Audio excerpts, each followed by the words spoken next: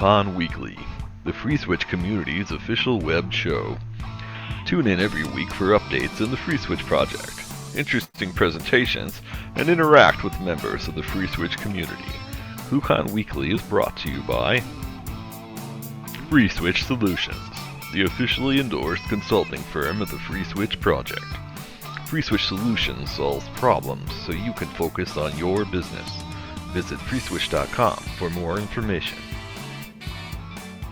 The ClueCon WebRTC and Telephony Developers Conference. ClueCon is held every August in the Windy City, Chicago, Illinois. Meet the developers of all your favorite open source telephony projects, make the connections you need to meet your business goals, and see the latest and greatest technology in WebRTC and telephony. Visit ClueCon.com for more details.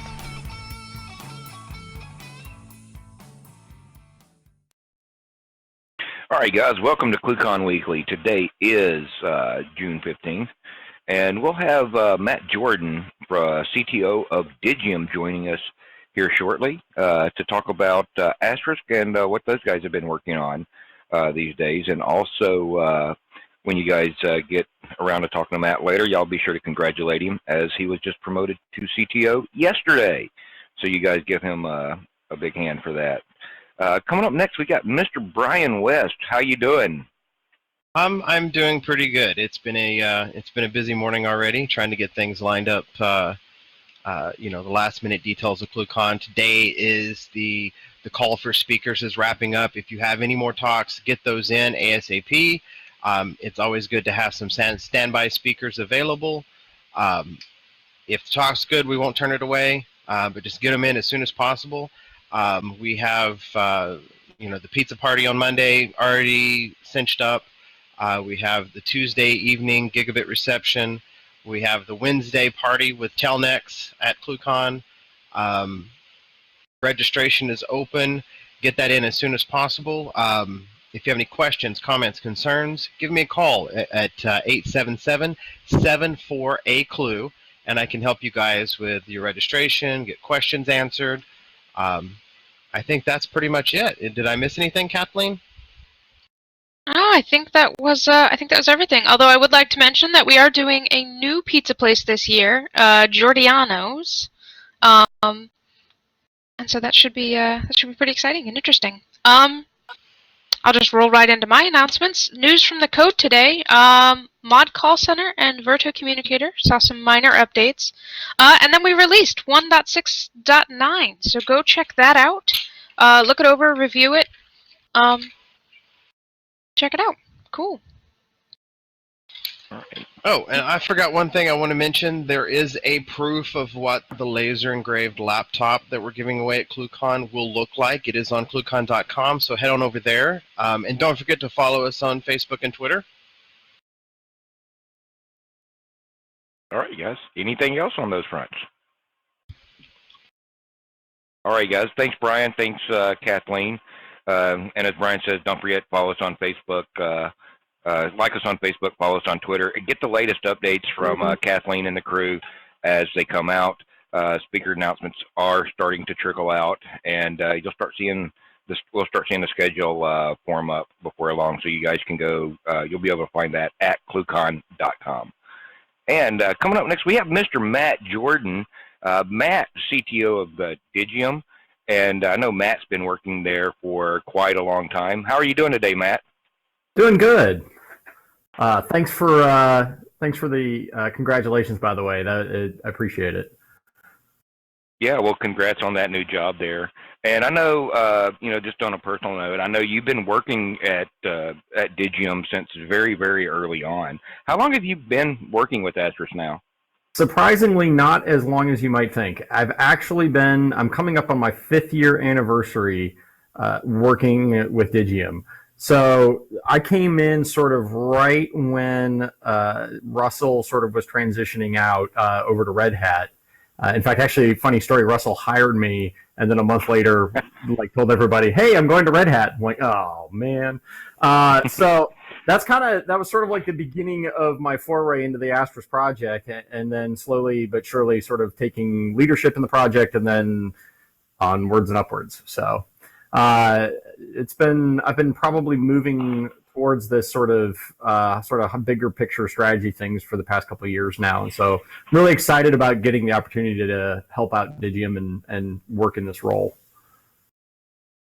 Cool. Well, thanks. Let's see here. Let's see here. I think we might have David here also. David Duppett is also at Digium. He'll be here, so he might chime in here in a minute. How you doing, David? I'm doing pretty well, Ken. Let me. Nah. Yeah. Okay. You got me. Oh yeah, it'll auto switch. So just give it a second. Great. Okay. Real pleased to be here. Thanks for having me along.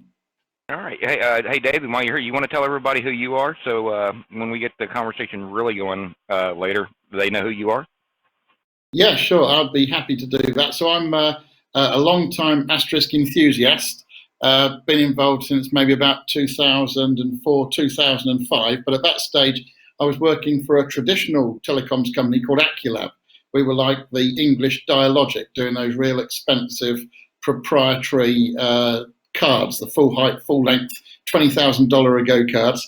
And I used to come to trade shows in the US and see a bit of a buzz around the Digium booth and about Asterisk. And when I found that I could do everything that it took one of our cards and about 20 beardy programmers 3 months to create, and I could do all that in a morning on Asterisk, I was sold. And so I've been excited about the project ever since, and been friends with Digium, and it was really in June 2012, so 4 years ago this month, that I was honoured to be appointed the community director for the Asterisk project, and it's a role I very much enjoy. Yeah, cool. Well, welcome joining us guys today. And Matt, I know you have some slides that you want to do there. You want to go ahead and knock those out, and then we can have a good conversation here? You bet. Sounds good. Let's get you set up on the screen here. So one of the things before I jump into the slide content, one of the things I wanted to mention is that it's an interesting kind of topic of conversation. We've been doing a lot of work in Asterisk over the past couple of years to improve the SIP functionality, to improve the APIs. But one of the things that a lot of people probably don't realize unless they really look at the code is just how much has changed in the core. And when I was kind of trying to think of topics that would be interesting for this, I decided to focus on one part of the major core changes that is really how Asterisk bridges calls. This is really the meat that kind of was given also to talk to Camellia World. And one of the reasons why I wanted to do it with you guys here is because this is less about what the Asterisk bridging framework is, and then more about what happens in a large open source project over many, many years, and sort of the technical compromises and decisions that you make and how that affects the project over a long period of time. So, there's technical stuff in here, but I think the more interesting bit is how did the Asterisk project end up in this place? Why did we make the decisions to go do this kind of work in the core? And then, what all it took to actually make those kinds of changes and sort of the decisions that got made along the way. And particularly for, you guys on FreeSwitch, I'd love to just have a conversation about that, because I think these are just universal things that every open source project goes through. And honestly, any software project. I think all software goes through these kinds of inflection points. So I'll jump in, but if at any point in time Anthony or Tony or Ken or anybody has a comment about something and would like to interrupt and talk about something, I think that'd be great. So don't feel like you can't ask a question halfway through, because I think the slides are just kind of a guide through this. So to begin with, let's get this going. All right. So the problem, or why did we bother to rewrite all of the bridging code in Asterisk? Asterisk has always had what it called a conservative threading model, and it's because Asterisk achieved its parallelism through multi-threading as opposed to something like Camellia that is a multi-process-based approach. And I think FreeSwitch that goes with a multi-threaded approach as well. Am I right on that? Yeah, that's correct. Yes. Okay, gotcha. So Asterisk had what it called a conservative threading model, and I like to put that in air quotes because it's only kind of conservative. Every channel, which is managing the path of communication between Asterisk and something else, gets a dedicated thread that services it. And, so if you've got 400 channels running, you've got 400 threads going. And that's really because we tied the thing that services the media together with the thing that actually executes the control, the domain-specific language or a language on that determines what that channel is doing. The reason why it was kind of denoted as being a conservative threading model is that if you had an inbound call, which creates an inbound channel, and then you end up dialing out and create an outbound channel, 2 separate channels for each leg of the call, one thread will service both the inbound and the outbound channel. And so at the time, that was viewed as being relatively conservative. We didn't create another thread of execution for the outbound channel. And so when an inbound and an outbound channel are put into a bridge, it's a single thread that services both channels. And I think in the early days of Asterisk, that was probably a really good decision because you had you had computers with very few computing resources compared to what we have today. Certainly simplified aspects of the code. And if all you care about making are 2-party calls, you really don't need another thread to service the outbound channel. The problem is when you want to do anything interesting. If you're going to do any kind of assisted or blind transfer, if you allow an API to redirect one of those channels into some other portion of the Asterisk dial plan, if you park the call, if you pick up a call, if you do anything interesting whatsoever, now you've got a problem because you have one thread servicing these 2 channels and another thread has to come in and yank one of those channels out. And so that sort of is the crux of the problem that existed in the bridging code prior to Asterisk 12, really Asterisk 13 being the LTS where we really are at today. So the solution is something that was called a masquerade. And if you were a sort of advanced user of Asterisk, you had to deal with this stuff, as I'll get into. These really, really crappy slides are my best explanation of what a masquerade was doing. So in Asterisk, let's say you had 2 SIP channels, foo and bar, and they also had their own little private data structure that the SIP channel driver was doing. And so you really have 2 threads doing things. You have what we call a PBX thread, which is managing the execution of the dial plan on those SIP channels and is moving media back and forth between them while they're bridged together. And you have the SIP monitor thread that is servicing SIP requests that are coming in and altering the state on the SIP private data structure. And let's say I want to rip SIP bar out of this bridge that they happen to be in. So the first thing I've got to do is I've got to do something kind of heinous and lock the world. And so when I say I lock the world, I've got to lock both channels. I've got to lock both of the SIP PVT data structures to try to prevent anything else from coming in and mucking with them. And that's kind of a complex thing to do. So what I want to do, though, is I want to get the SIP bar channel out of there. So a masquerade does something very clever. It creates a new channel called SIP bar 3. And so it has a new name, but it doesn't have necessarily a private data structure yet. And then it does a sequence of rename operations to try to change the name of the channel to being SIP bar 2. So the first thing it does is it renames it to SIP bar 3 masquerade, calls the current SIP channel a zombie channel, and then it goes ahead and finishes up the rename operation by renaming things to SIP bar 2. So that's kind of weird. There's a whole sequence of little weird renaming things that happens. Then it does this swap operation where it pulls the guts out of the zombie channel and shoves them onto the SIP bar 2 channel. It moves that private data structure that is all the SIP state from the old SIP bar channel to the new SIP bar channel. And it's still got the whole world locked as it's doing this thing. And finally, it kills the zombie channel and kills it off and unlocks everything and allows everything to go on its merry way. And finally gives a PBX thread to SIP bar 2 so that it can start executing dial plan. There's a sequence of these pictures, right? You're sitting in a burning room and you're like, okay, well, that's weird. And that's a whole lot of locking and possibly bad things can happen because you're locking between up to 3 threads on 6 different objects and things can happen, but that's fine, right? You know, I can reach my coffee cup in this burning room. So what happens though if you're trying to look at all the things that can occur in the bridging code when this happens in the old bridging code? And the interesting thing about the old bridging code is that the old bridging code didn't exist in one location. It sort of existed all over the place.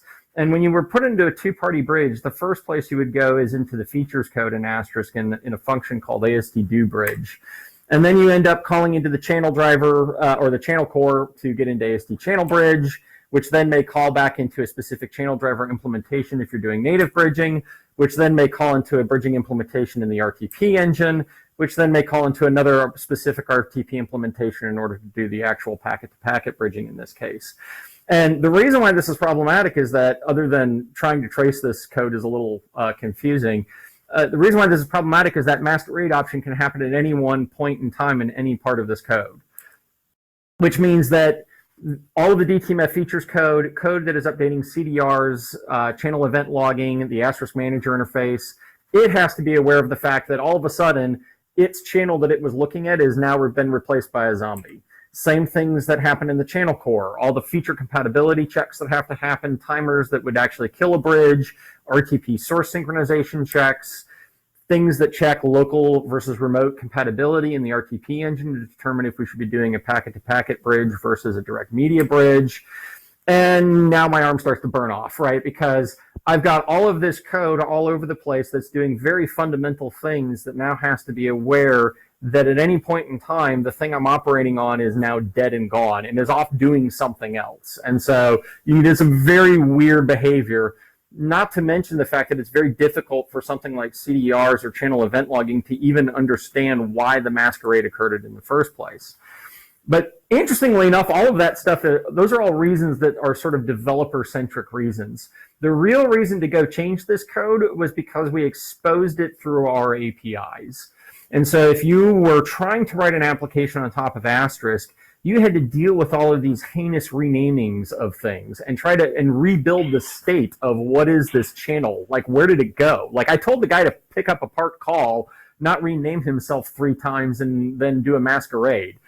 Where is parking in this thing?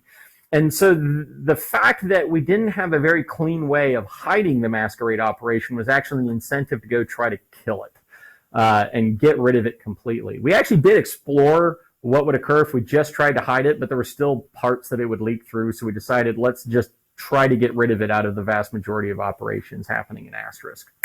So that's what we did. And of course, at this point, your users' faces are melting off, and so that's not a good place to find yourself. So before we kicked off the project of let's go remove masquerades from Asterisk, or at least beat them into submission so that nobody knows that they're ever happening anymore, we had a couple constraints we wanted to put on this project. Goal number 1 is the channels have to be stable. That means there's no rename events, there's no masquerade events, and they have a very predictable lifetime. And everything that you do on a channel has to be very predictable. So that if I'm a user coming to Asterisk or I'm building an application on top of Asterisk, I can go to some documentation and have a very well-defined thing that I expect to get out of the system at all points in time. We also decided, as much as as fun as it would be to just go completely crazy for multiple years, we needed to get this done in a somewhat reasonable time frame. I think it still took, a year for most of the development, and then probably another 6 months to another year of hitting out some of the really, really extreme edge cases. But we didn't want to fundamentally change Asterisk's threading model. If we went to a multi-process based approach as opposed to a multi-threaded approach, we would be dealing with a complete rewrite of the entire project. Another thing that we considered was let's actually make it so that the PBX thread only executes logic but doesn't actually deal with the mechanics of moving media and create sort of a weak reference between these things. Unfortunately, we knew some users have built enough things based around this notion that the PBX thread also services media that would fundamentally break a whole lot of people who have built applications, and so we didn't want to do that either. So we had to constrain the scope at least somewhat so that we can change the threading model slightly, but we can't fundamentally nuke it from high orbit. That would cause too much heartburn for our users. So one of the things that we did already have in place was a bridging framework that Joshua Culp had written back in the days of 1.6. And so it had been sitting in Asterisk since that time frame, and just not much was using it. We did actually make use of that bridging framework to rewrite AppConf Bridge in Asterisk 10. So we knew that it could do multi-party media really, really well, and we had already really hammered on it for a lot of its threading model and how it dealt with the world. So we had an API that we could actually use as a basis point for expanding to all of the various things that Asterisk does with bridging. So we're like, okay, let's start with the bridging framework and then try to find logical places where we can stop the scope creep so that we don't end up in this 5-year death march and have nothing to show for it. So version 1, start someplace. Let's just bridge things and treat bridges as if they were objects. So the bridging framework actually, unlike the old bridging code in Asterisk, where these two channels would just be in this weird state where a thread was just moving frames around between them, In the new bridging framework, bridges are a first-class citizen. They maintain the state of things, and so because they maintain the state, and because they have the ability to have other objects associated with them, they can do some really cool things. So a bridge in the new bridging framework just maintains the state of the call. However, it has another object, which is the mixing technology, using essentially a strategy pattern. By default, initially, the bridging framework had only 3 strategies. It had simple, soft mix, and multiplex. Simple did two-party bridging, where the media flowed through the core. Soft mix was our multi-party bridge being used by AppConf Bridge. Multiplex was a really clever thing. It essentially was multiple two-party bridges with a single thread managing all of that. However, we ended up deleting multiplex despite its cleverness, because it was also too complex to deal with. But it was an interesting concept, and maybe something that we come back to in the future as a major performance improvement kind of thing. But the big thing in this is that not only do you have an object maintaining the state so that something knows what the heck is going on when weird things start to happen in a bridge, but you also can give a dedicated thread to each channel in the bridge, and that allows us to eject things much more cleanly off into the dial plan when we need to. Boring CAPI stuff. The one thing I like in here is that in the past, when say a channel driver needed to do a blind transfer or a protocol attended transfer, they had to write their own code themselves. And so you would go into like chan SIP or chan MGCP or chan EEX, and there would be all of this code to park a call that had nothing to do with the protocol. It's just managing masquerade operations and doing a whole bunch of crap. And now, if you want a blind transfer from a channel driver, you call AST bridge transfer blind, and it just does it, regardless of who calls it. So there's generic functions to do these kinds of things. There's also some interesting things that we'll come back to in there too. Like you can merge bridges together, you can move channels safely between bridges, and those kind of fundamental constructs let us do some really, really wacky, cool, crazy things with bridges. This is actually the whole benefit of it, though, right? Is that you now have a very clean, consistent event system coming out of Asterisk. When a channel enters a bridge, you get a bridge enter event. It tells you which bridge you're entering. When it leaves, you get a bridge leave event, and this happens no matter what you do to the channel. If you transfer the channel, if you park the channel, if you rip the channel out through an API, you always have these pairing of events so you know what's happening.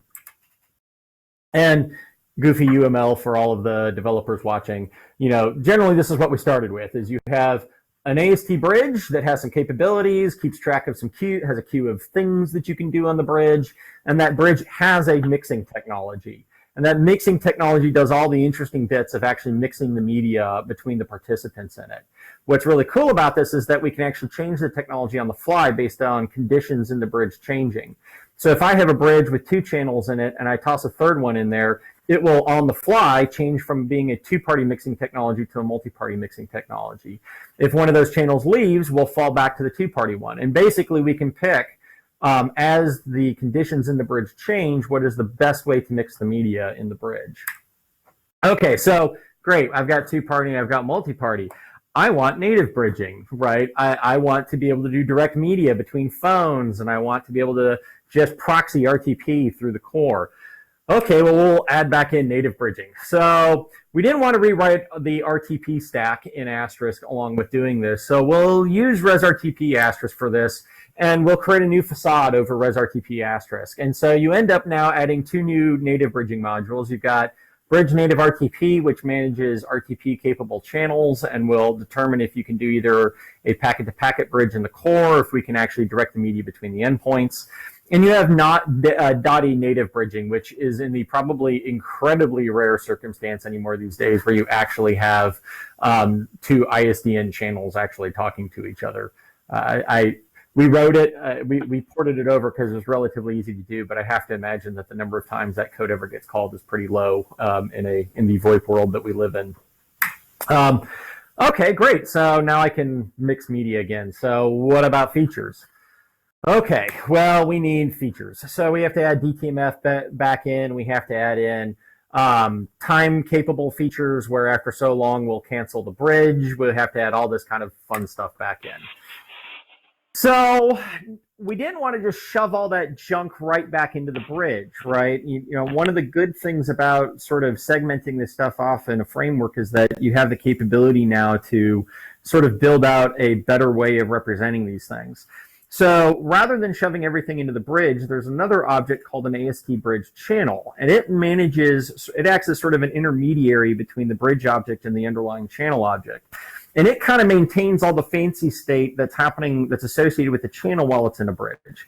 Because, you know, with features, they're really more channel centric. You may have one participant in a bridge who can press a DTMF key in order to mute me because I'm droning on too much. And you may have another participant in a bridge who can't because they're the droner and they don't want to be muted, right? So the bridge channel manages all that state, and it contains a couple of hash tables called AO2 containers. That keeps track of what we call DTMF hooks, interval hooks, and other hooks, which is everything that doesn't fit into a periodic timer or triggered by a DTMF. The great thing about this is that this is also very pluggable. It's another part of the framework, which means all of our DTMF features, timer features, parking features, all that kind of fun stuff is now in separate modules. So if you were trying to extend Asterisk and you wanted to create your own DTMF triggered feature, you don't have to hack on the core. You write your own module that loads into it and plugs into this framework, and then it just registers itself as a feature provider, and off you go. So we put that into the framework, and then we rewrote all the DTMF interval hook code and all the other code, and yay, verily we have features again. So that's all good. What about parking? Oh, I got to make parking work now. Okay, so parking in the past was this, again, a very strange dial plan construct that sort of just held the channel in limbo, and you had to masquerade things out of that in order to pick them up or put them in and all that other fun stuff. So we're like, all right, let's make a mixing technology that acts as a very efficient holding ground, because that's really what parking is. And so it does some very interesting things. It can hold pretty much any number of channels in one big bridge, and it drops all the media that it sees from those channels by default. It just throws it all on the floor. And then very efficiently, it takes the media from something, be that music on hold or some other ringing sound or white noise, and it pipes that to all the channels in the bridge. We later also added the capability to have a channel jump in as an announcer, so it is a different role than the participant channels. And then the media from the announcer channel gets broadcasted to all the participants who are waiting. That lets you do some very interesting things, because while we're using this mixing technology for parking, you can actually also use it natively in the APIs, so you can build your own call queues with like announcements that come in, and it does a really good job of mixing all that stuff up. So by creating this mixing technology that was specific for holding a whole bunch of people and entertaining them, we can now use the bridge framework to represent parking as well. And so we now add yet another mixing technology into the mix called bridge holding, and that works out pretty well. Well, what about all the other stuff? Like, if you remember back, all the features code used to have CDRs and CEL and AMI sprinkled all through it. All right, well, that's fine. I guess we're going to have to like do something with that code, because we completely broke it when we moved to the bridging framework. And so, you know, if we just didn't charge, if nobody actually cared about billing records, by the way, this would have made my life much easier. I actually was, in this whole project, the thing that I spent the most time on was CDRs, and it would consume probably 3 months of my life to refactor it into this, but that's neither here nor there. So the first thing we decided is we're not going to shove all this stuff back into the bridging framework, because that's how the bridging code, one of the reasons the bridging code anyways was very complex in previous versions of Asterisk. So we have this nice facade now. Let's not pollute it by putting all this stuff back in there.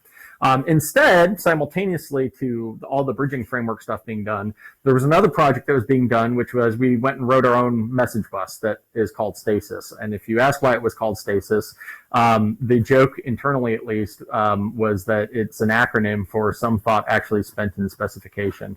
But it was more that it was a stable bus to build things on top of. So instead, we're going to actually make all of these consumers of state, the manager interface, CDR, CL, become consumers of state coming off of the Stasis message bus. And the bridging framework will just simply publish its state onto the bus, and then the consumers pick it up. And the ridiculously horribly simplified way of this looking, of course, is just this. You've got a message bus. You've got the bridging framework talking directly to it. You have AMI, CDR, and CEL who have subscribed to the bridging topic so that they get updates about it. When a channel gets pulled from the bridge, We publish what's called an AST bridge snapshot, which is the message that gets published representing a snapshot of that bridge in time. So it contains the pertinent state of the bridge. It's not the bridge object itself, it's just the state associated with it. That gets dropped off to AMI. AMI interprets that as a channel has left the bridge. CDRs decide that, oh, that channel left the bridge, which means my two-party call is done. So it finalizes the state of the CDR record that it's maintaining and writes it out to a CSV file. And CEL decides it's going to write that out to a database someplace. And so everybody interprets that event however they need to, but they're just listening for events coming across the message bus. And there's some really interesting implications to this. You know, in the past, this code was all tightly coupled in the bridging framework, and so no matter what you did, there was a certain amount of work that needed to be done that Asterisk had to do, because the bridging code was going to at least try to update AMI or try to write things out to a CDR, because all that code was directly in the bridging code. By decoupling it here, there's actually probably a little bit more work that we have to do, because you have this middle layer that is the message bus that's passing messages around. But you can actually do some very interesting things now to performance tune Asterisk. If you don't use CDRs or CEL and you turn them off, that's another subscriber that now is doing no work. And so you actually get a reasonable performance savings if you choose not to use these things. If you do crank them all up, then there might be a small performance hit based on that. It's not massive. But it certainly allows you to do more custom tailoring of Asterisk than you could before. And it's pretty rare that you use all three of these together. I think there's probably very few sites that would probably use both billing types of things, you know, along with AMI. Anyway, so at this point we were feeling really good, and things were working pretty well, and the frameworks were coming along, and then we ran into local channel optimization, and this made everything really, really complex. If I recall correctly, FreeSwitch doesn't have an exact duplicate concept of local channels, does it? We have a loopback, but it's not exactly the same thing. Okay. We can do similar things, but I'm envious of you right now, by the way. we don't. We have a loopback channel specifically for just redirecting things like through the dial plan. Right. But we don't need to have that local channel in the way that, you know, Asterisk used to have that for doing some things. And we do have code to simplify that out so that once, you know, we don't need it anymore, it just kind of disappears. Okay, so that'll be somewhat similar to this problem anyways. Probably not as bad as what we had to deal with.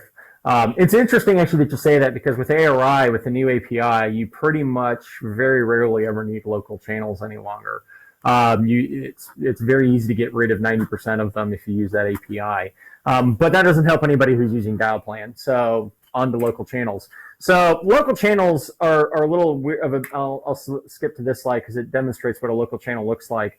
Local channels in Asterisk is a virtual channel that creates a path of communication between 2 points in Asterisk.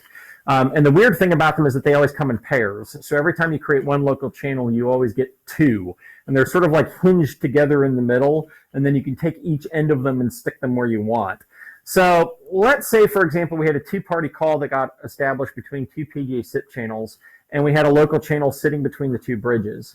What would happen is that once Asterisk realized that it had a continuous path of communication, it would just nuke that local channel out. And that would, in the past, would involve a bunch of masquerades and swaps and all these other things. So the first thing that we had to do in order to do that is we had to implement a bridge swap operation. And so we still detect the same sort of thing. And when we detect it, we pick a winner between the bridges, and let's say PJ SIP bar wins, and we swap the channels. So you can see that the PJ SIP bar 2 there swaps with local, oh my God, 371, right? And then once we've swapped, the local channels are smart enough to realize that they're currently the only thing sitting in this bridge, and they get rid of themselves, and it hangs up and blows away. And so that's not too bad. This actually was relatively easy to do. This is where it gets interesting, because remember how I said now a bridge is a bridge is a bridge in Asterisk, and we can change our mixing technologies on the fly. Well, now I can do this fun stuff too, where my PJ SIP channels are in a multi-party bridge, and I have a local channel bridging a multi-party bridge with a two-party bridge because it's two-party with the PJSIP and the local channel in there. And I've got to handle this because this also can get merged down into a single multi-party bridge. So now we have to do what we do is more of a bridge merge, because you can even have multiple multi-party bridges that you end up in this situation. And so to do that, we actually pick a winner between the bridges and then mash all the channels together, leaving the local channel dangling off into the ether. And then the local channel realizes that it's dangling off and it nukes itself. Interestingly enough, in the Asterisk test suite, there is a test that tests these scenarios, and it actually does it with a chain of 300 local channels. So we create like a call, we create a normal looking thing on one hand, make 300 local channels in a chain, put a normal thing looking on the other end, and then make sure that the whole thing collapses down. And that was the only way we really could be sure, is going to that extent, that we didn't have any bugs in this code, because it is pretty fantastically interesting trying to detect all these kinds of scenarios. So, okay, great. Well, we have local channels, and that works well. And so if you have these ad hoc two-party, multi-party bridges that are getting formed, we can collapse them down and merge them together how you might want. But what happens if one of those multi-party bridges has state associated with it, like a conf bridge? You know, if I go back to this slide here, I could have a two-party bridge with a local channel that gets put into a conference. That local channel might be joining as an admin, but that doesn't mean that PJSIP foo is an admin. And it doesn't mean that Yak and Bar should actually respect that merge that happens as if foo was an admin.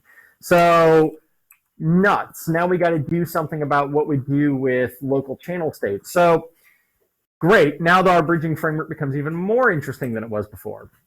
So what we decided is that some bridges are special. There are bridges that are very sort of standard ad hoc kinds of bridges, and they don't have any complicated application state associated with them. But there are a couple applications in Asterisk that create bridges that definitely have application state associated with them that need to know when these optimizations or other kinds of fundamental bridge operations occur. Those are conf bridge, which manages the state of conferences, parking, which does have a little bit of state associated with it about what parking lot you're in, and do you have an auto callback option or any things like that. The AOI API has a little bit of state associated with it because it cares about informing the remote API when channels enter or leave its application boundary, that it needs to actually be able to know. And we also created something that replaces the now thankfully dead Chan agent called agent waiting pools, which is the exact same functionality using the bridging framework. And so it needs to maintain how long a queue agent has been on a call versus something else. So we decided, let's just give bridge a class. And we say that class now has callbacks that allow it to update their application state. And I use class in air quotes because, of course, we're C, not C++. Conf bridge is still prohibited from doing this because conferencing had so much application state associated with it and so many states that it keeps track of that we just decided you just can't merge into it. Just don't do that. And the number of times you really would ever theoretically want to merge local channels into a conference is pretty much nil anyway. So all the other ones can pretty much handle it though. And so now hanging off the bridge also has bridge methods that it can call into. There's a bridge base class that is sort of the first concrete implementation of the bridge methods. But then it actually allows, well, it's not really concrete, it's virtual. But then it has concrete implementations that represent those other four applications. And they actually then get informed when fundamental bridge operations happen so that they can update the application state as appropriate. And all of this stuff took like a year to evolve to this point. It was, you know, as we started off with the bridging framework, and then as we encountered different kinds of problems with how people could actually use Asterisk, we had to keep tackling these different use cases. And so, you know, when we went to deal with sort of this fundamental problem, it wasn't just as simple as, we'll just fix this thing. It's the whole ecosystem that you end up having to work with and gets impacted by it.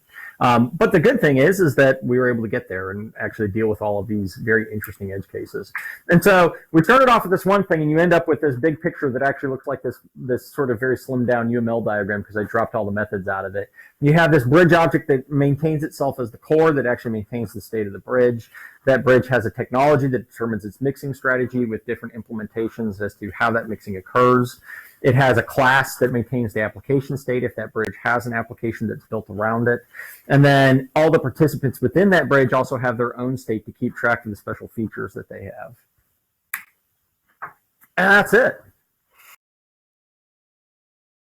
Conversation. Conversation. Wow, that how long? Now I know you probably mentioned this earlier and everything, but refresh me real quick. How long were y'all actually working on this rewrite of the bridge code from the very beginning to, well, not including what Josh did, probably 5 years ago, but once y'all picked it back up and then It was to current. so at the end. It was at an AstroDevCon at AstroCon, which is where all these big decisions kind of get made. Right, is with the community at the developer conference. And so it definitely got kicked off at that point, and that would have been right after Asterisk 11, which I want to say might have been 2013-ish.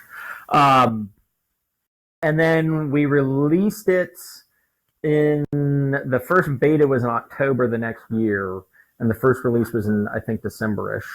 So a little over a year. I think that the real core of the work was probably about 6 months of Richard Mudgett and some David Lee and a few other people for probably about 6 months of really hitting the hard parts on it. But, all the things that spun off from the bridging framework, like parking was done by Jonathan Rose. I dealt with some of the CDR stuff and AMI stuff. Jason Parker did some AMI stuff too at the time. Kinsey did CEL. David Lee worked on Stasis. So, it was probably 5 or 6 people for a good year dealing with all of the ancillary aspects of it. So it's probably 5 or 6 man years to do all of that. Yeah, it's really complex to do that sort of stuff, because I know some of the stuff that we've worked on. There's a lot of man years in that stuff, and then you add somebody like Tony in there that does probably about 2 man years of work a year. Yeah.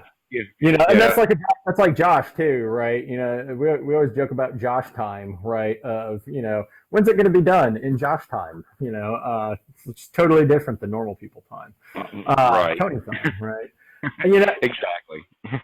and I think one of the lessons here from this, and this is there's an old adage that we bandy in software projects, and I'm sure you guys talk about the same sort of thing as well, of this concept of technical debt. Right, and technical debt is not necessarily a bad thing. Technical debt occurs when you make a strategic decision that you're going to take a loan out against the life of your project in order to get something important done.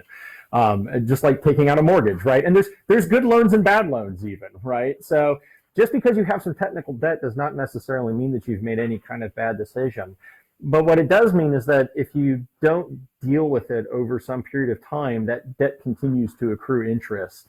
And either you declare bankruptcy, or you really have to go put some substantial effort into it in order to go, pay that thing down. One of the things that I think we do periodically in the Asterisk project anymore is really try to focus on dealing with some of the long-term structural stuff, along with sort of the daily grind of this thing happened, or we've got this feature, or whatever else. But certainly the bridging code and the Masquerade code was one that had lived in there for better part of a decade. And so that's why it took as much effort as it did. So many things had been built up around it that it required that much effort to deal with. Right. Yeah. So with this rewrite, and it's been a few years, but I used to do a lot of Asterisk work prior to FreeSwitch. Mm-hmm. One of the things that we would run into all the time is AMI would just get overloaded. Yep. So this looks like this is, does this address that issue so that it's a little bit better? I can give you a couple different observations on that. One, and I don't know if this was around when you were using Asterisk, but probably for a long time there was at least always, eventually there was a queue put into AMI that was serviced by a different thread, so at least it wouldn't back up anything else. The one thing I would say that is different now is that you have more control in Asterisk about between the publishers and the subscribers. And because if you really get crazy, you can really pare down the messages that get published out onto the message bus that AMI would represent. You certainly have more capability to actually restrict what AMI represents and prevent it from doing the work that it would normally be doing in the first place. The anecdote that I have for this, by the way, is that some systems I know that people have refactored and built on top of Asterisk 13, that if they were running everything on a single box, the thing that actually bogged things down was the client and not Asterisk, right? Asterisk was pumping events as fast as it could. Systems weren't adequately dispatching those events, and so eventually the socket would disconnect because they weren't dispatching the things off of the persistent TCP connection back to it, which they should have been, but they weren't, right? We've absolutely seen the exact same thing with similar concepts. People don't realize the potential load of events that could happen. Yep. Yeah, they subscribe to every event on a high load system and then try to process them with the PHP script. and suddenly when that script gets backed up. Yeah. So I mean, we've definitely seen the same kind of thing, and I mean, Tony, I think part of our design there in our eventing bus, as we call ESL, is very similar to what you guys are doing now, because early on, I mean, FreeSwitch has been around for 11 years now. So when me, Tony, Mike, Brian, we're working on FreeSwitch, it was, I think, somewhere around, Brian, correct me, 1.2, 1.4. Yeah. So, back then, you could do things, you could have something that would literally just back up AMI. And it's not impacting just that one channel. It's the whole thing is just slowing down. So you had to, we had to do things to address that sort of stuff, and get smart on what we're trying to do with AMI. But, that's good to hear that you guys, have figured out a way to deal with that. Oh yeah. Well, Asterisk today, if you went and compared the source code back to Asterisk 1.4, you will find some things that have survived, but you're going to be digging for it, right? There have, and by the way, this is not just the things that we've done recently. Russell Bryant and Kevin Fleming and those guys during the 1.6, 1.8 days in particular. Russell actually wrote a message bus in Asterisk, I think in 1.6.0-ish time frame. I think that's when it first got put in. And it was only used by a couple things. It wasn't used by everything. It wasn't used by AMI. It was used by device state and presence and MWI and CoroSync. So some of the inter-asterisk clustering things would use this message bus. And we actually were going to start with that because it was really cool and it was very, very performant and it did a lot of really cool things. The one drawback that we had with it was that it required you to pack all of the data published on the message bus into a binary field, into these sort of, using C with a whole bunch of interesting variable length argument kinds of things. You had to pack the data into it, which for what was being published on it worked really, really well. The problem was that AMI was, frankly, too damn arbitrary. Like there was so much arbitrary junk that AMI required that we couldn't get rid of without breaking a lot of people, that we couldn't figure out a way to pack all of that in binary data without it just killing us trying to handle all of these one-off edge cases. So the new message bus takes sort of a middle ground approach. It allows you to do things similar to what the old message bus was doing for performance. So like the AST bridge snapshot, it gets published as a reference counted object right off there. So it's just a pointer that gets thrown off onto the message bus. So it's very, very quick to throw things out on there once you've got the snapshot. But it also allows you to take packed JSON and just dump it out onto the message bus for all of the arbitrary junk that AMI needs. So we use libjansen for that, and that it's able to handle both the things that need to happen all the time and are very, very quick, as well as sort of this randomly occurring arbitrary stuff that legacy users are probably relying on, which is one of those trade-offs you have to do when you're trying to maintain a reasonable upgrade path for people, but you're also trying to get things done. And the upgrade path from 11 to 13 is non-trivial. I mean, there's big changes that you have to go get through. But we really tried hard to accommodate as much of it as possible so that it wasn't impossible for people to get to that version. Right. Yeah. And you talk about, the changes there.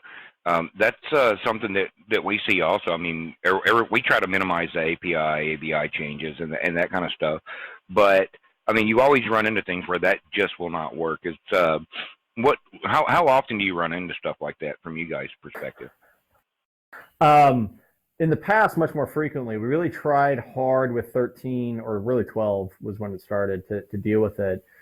There's actually a wiki page on the Asterisk wiki with breaking changes that people want to do, right? And when we hit critical mass on it, we'll probably go do them. But we really, I mean, you know, a couple things that we do now, all of the APIs are now follow semantic versioning, which is like the least you can do is like tell people when you know, fundamentally break them. So, you know, we haven't actually had a major version bump in any of the APIs since 12, which is pretty good. Lots of minor version bumps, but nothing major. So we haven't had to do that yet. I suspect in the next version of Asterisk 2, we may lose that battle because there's at least a few fundamental things that we would like to clean up, and I think there's some long-term things that would be good to do.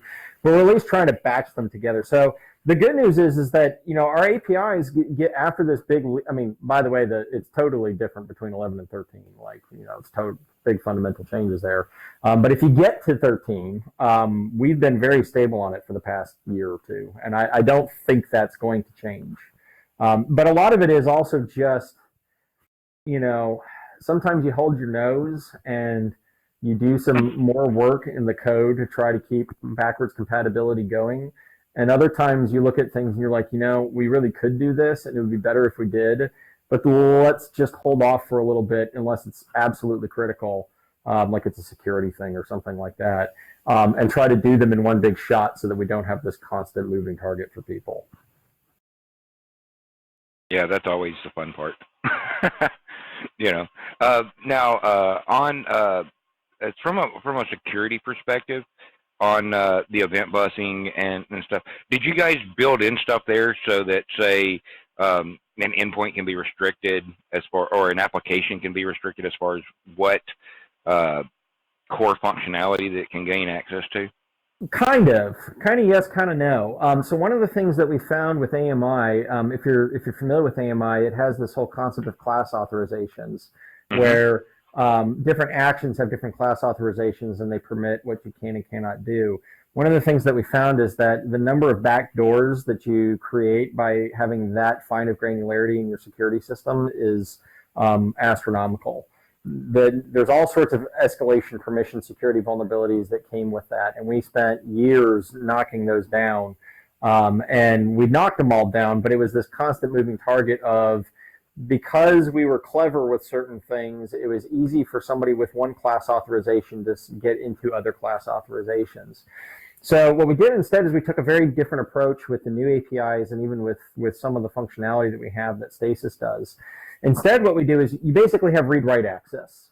And you can say either you get write access or you don't, right? And if you have write access, then congratulations, you can do things. If you don't, then you cannot perform system-altering things. And what Asterisk does now is when a system-altering thing is executed, we actually, the thread that it came in on gets a special tag on it that says, okay, this thread is coming from an API, so it's coming from an external source, and yea, verily, it's trying to do this thing that may alter the system, and there's a check that goes in and says, are you allowed to do this? And if not, it just kills it right off the bat. And that's fundamental in the core now.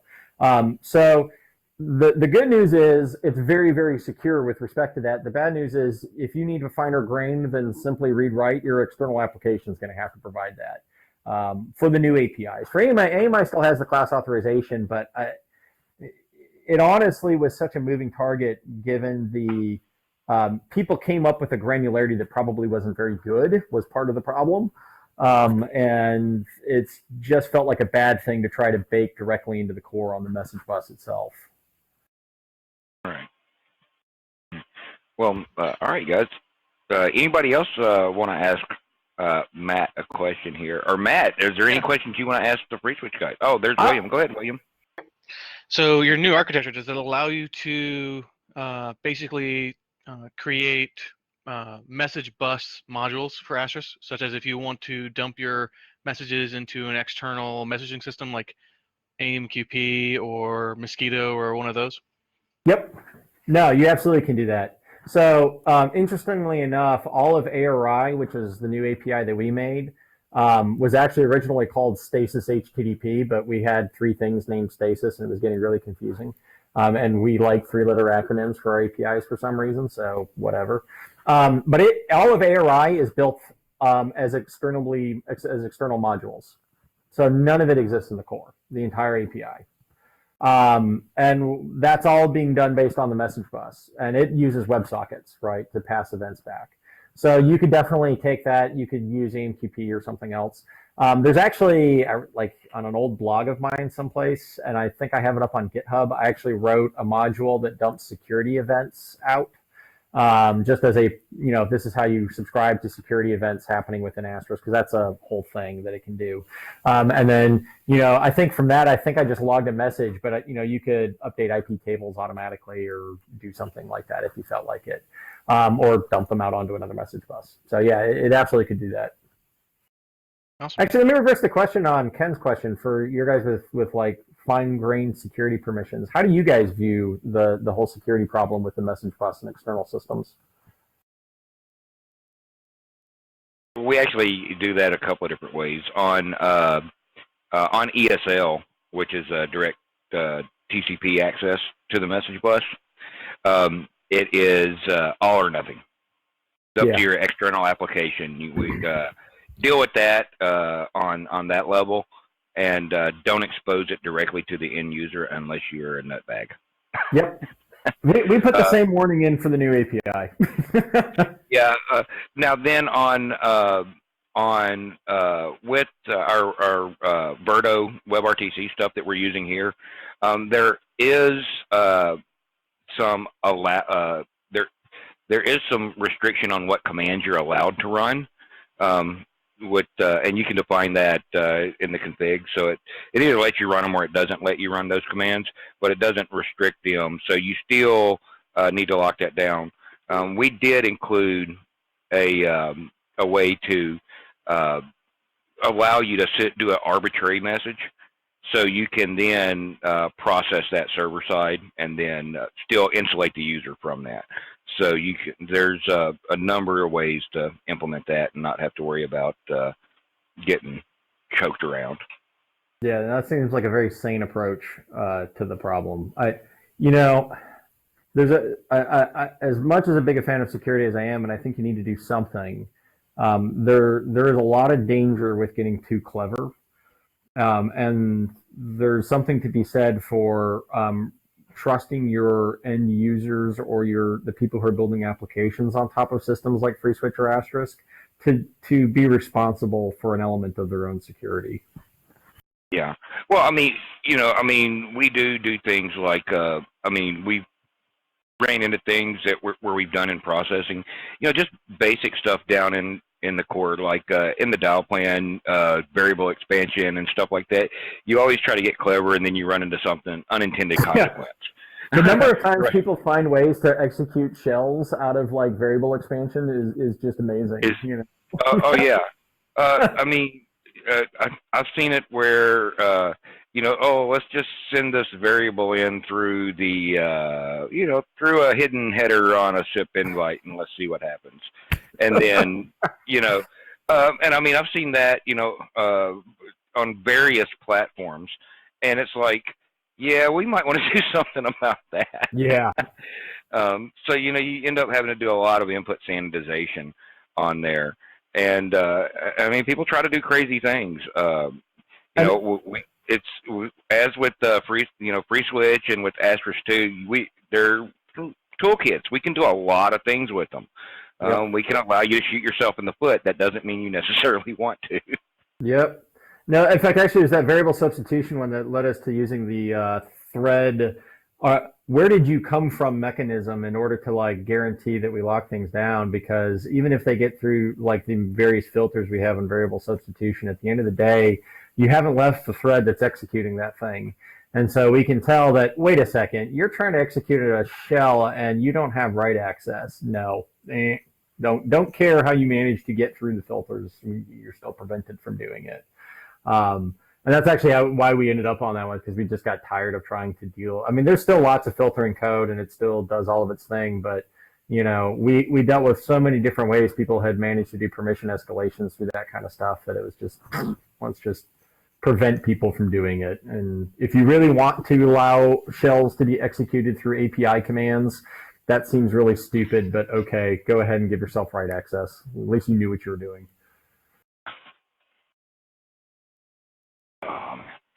Yeah.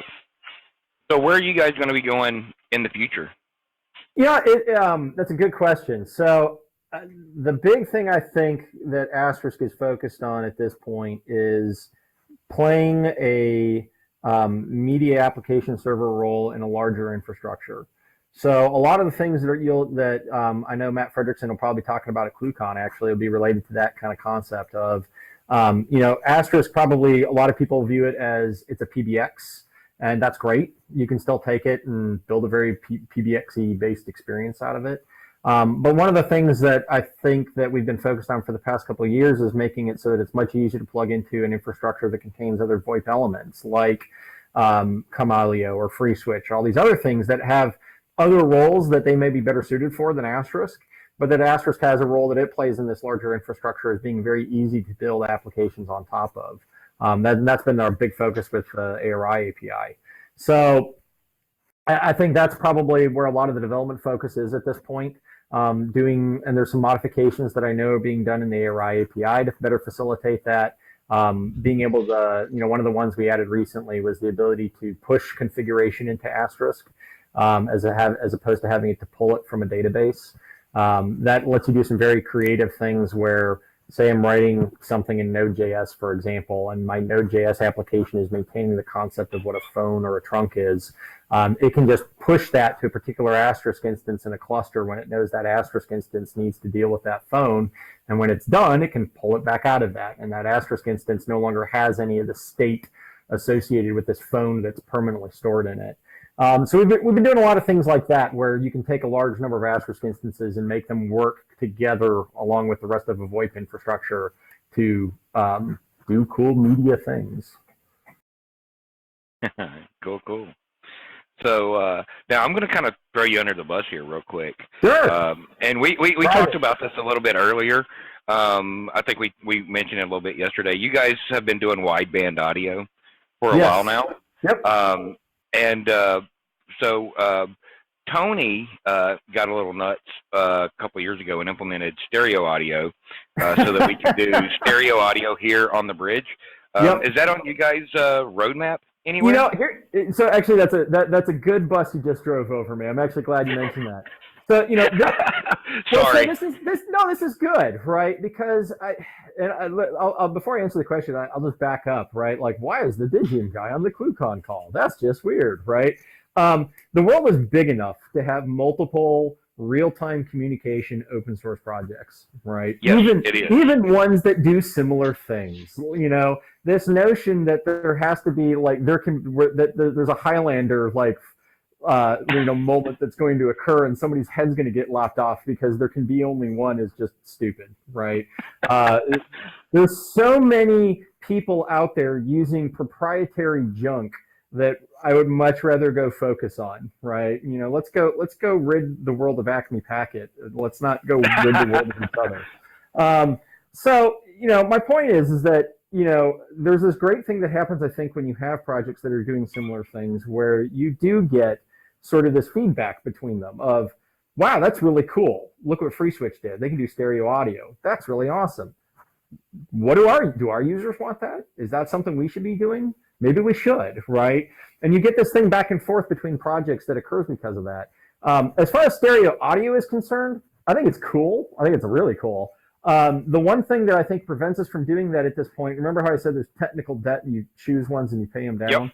Yep. We are still at a place in the channel core where we don't handle multiple streams of media exactly how we would need to in order to do that effectively. So the actual act of doing stereo audio probably has a challenge associated with it, but isn't probably terribly hard given the bridging things that we've done once we actually had multiple streams of audio moving through things. It's being able to maintain those multiple streams on the channel core. It's definitely something we've talked about. The question is whether or not, given the developer resources we've got, is it better to go work on that technical debt right now? Because really that technical debt just keeps you from doing features like that versus focusing on the APIs and focusing on integrating with other larger VoIP infrastructure things. I think if we get to a point where we look at the world and we're like, man, I can spin Asterisk instances up and down in a very elastic fashion, and I can push things in and out of them, and they can pull media off of things and move calls around between Asterisk instances, and all that stuff is working great where you have things working in that large infrastructure capacity that you want, very horizontal fashion. That's probably when we go tackle another large technical debt piece. So another year or two, we might be looking at something like that. Yeah, cool. Yeah, no, I mean, that's very understandable. Being a little familiar with some of that media handling in the core of Asterisk, I know there's, at least, back in the day, it would have been very difficult to do. So there's still some challenges in there. Yeah. Some, or putting on my CTO hat, there are opportunities. There you go. Spin it. But yeah, no, it's good to see, what you guys are doing these days, and we welcome you here. And I know, Brian, what you're talking about, the competition between us. I mean, if you guys weren't there and we weren't here, then, the end users are the ones that are ultimately losing, because then they end up with Comcast and Time Warner, which is not really a choice at all. So, I mean, there's plenty of room out here for us. And we do some things you guys don't do. You guys do some things that we don't do. So, I mean, it's one of those things. I think Tony was asked one day, there was a Facebook thread or something, and somebody, people were arguing over what's better, Asterisk or Free Switch. And I think Tony and David both chimed in, and their response was along the lines of, well, I can guarantee you one thing, they're both software. Yep. Yeah, that's true. So I mean, I want to say thanks for you guys coming out today. Also, it's definitely good to chat with you guys. So, and you guys are welcome to come back. Thank you very much for having us. Yeah, we're gonna have both David and Matt at ClueCon this year. So you guys, what's your take on that? I know we had you there last year. We're at a completely new venue. So I hope we enjoy it. We had a great time last year. It's a great conference, and I'm looking forward to being there. And Chicago's a great city to come to, so it'll be a lot of fun. Awesome. Yeah. What's your thoughts, David? Yeah, I was also very pleased to participate. As I think most people know, you, Brian, have been reasonably constant at Astricon over the years, but last year was the first time that Digium folks sort of came along in numbers more than one, and so I saw that as a great sign, and I'm really pleased that we're the people that are kind of making progress in, having a friendly relationship. And I think I still owe you a talk submission, which I'm working on. I'll get that to you as soon as possible. And you know how that is. It's hurting cats, basically. Yeah, so, can I clarify one thing live on the air here? Are we getting you and Tony both doing a talk at Astricon this year? I know I'm 100% go. I don't have confirmation yet. I do have. Okay. This is the last year it will be difficult, I can say that much, because my kid is a senior in high school right now and dealing with his college transition. So I'm still hoping the stars will align for this year. But once that time's over, then I'll have a lot more free time than I used to, because both kids will be in college. And so I'm still fingers crossed. Yeah, we'll take that as a definitely maybe and see how things work out in September. But we're excited to see ClueCon this year. Really enjoyed ClueCon last year, and was honoured to receive the most entertaining dangerous demo prize as well. Yeah. So speaking of dangerous demos and stuff like that, David, Matt, do you guys want to tease maybe what you guys might be showing off at ClueCon this year, or do you know yet? I don't know. I will let Matt go first on that one. No, I don't know yet. I have an idea, but I'm going to keep that one in my back pocket, because there's a good chance that it won't even come close to fruition. But I always have something that I'd like to work on. You guys might want to consider doing a contest during the quarter games too, maybe some kind of Asterisk specific thing. Or maybe we can make a idea. Contest where you have to use Free Switch and Asterisks to solve a problem. That would be pretty. That would be pretty interesting. I think inherently any demo that features WebRTC against Google Chrome is dangerous, just in maintaining compatibility. Just after said that, so we have to update again. Hey, Ken, do you want to tease your dangerous demo? Let's see here. Do I have it? I don't have it handy, but I am going to do a truly shocking demo this year. I don't know if it's legal in many countries, but we'll see. Well, at least it'll be legal in the Middle East, at least. Oh goodness!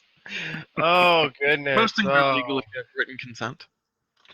Yeah, but yeah, so we can look at all kinds of fun stuff on that. So I'm looking forward to it. For you guys that want to see what David and Matt have been teasing, you guys can go over to ClueCon.com/speakers. You can also find out more about the other speakers that'll be there, not just David and Matt, but also Tony, Eric, and the whole crew. A lot of repeat offenders from speakers in the past. So there's a lot of good guys that'll be back this year. I'm looking forward to it. I got a chance to hang out with David a little bit last year, and it was a good time. So I know, David, did you see we're doing a big party on Wednesday night this year? Yeah, I'm looking forward to that greatly. It was an excellent time last year and enjoyed spending time with you all, getting to know you all a little bit more. And of course, just at Camelio World recently, Kathleen and William were over there. So it's good to hang out with them too. Yeah. So, all right, guys. So, Matt, Dave, anything else you guys want to get in here? I just want to say how happy I am that we're kind of doing all this stuff. It was great to have Brian host a kind of panel at Astricon last year, and have Matt speak at ClueCon last year. And I think the kind of healthy friendship and a little bit of healthy rivalry, as we've already talked about in terms of making progress for open source communications in general, is an excellent thing. Yeah, it definitely is, and thank you guys for coming out today. Once around the horn on our side of the table, Brian, Kathleen, anybody have anything else they want to get out there today? I would just say go out and register for ClueCon. If you do it sooner rather than later, I know it's very tempting to wait until the last minute, but sooner rather than later helps our counts and lets us kind of plan better and have a better idea of what we need to do, so we're not rushing at the last minute to kind of get things sorted. So register. All right. Thank you, Kathleen. All right, guys. Thank you very much for coming out this week. That was Matt Jordan and David Duffett of Digium. You guys click below on that subscribe button here on YouTube, and you can get the latest updates on what's coming out. Don't forget, follow us on Twitter, like us on Facebook, and we'll see you guys next week. Thank you. Bye-bye.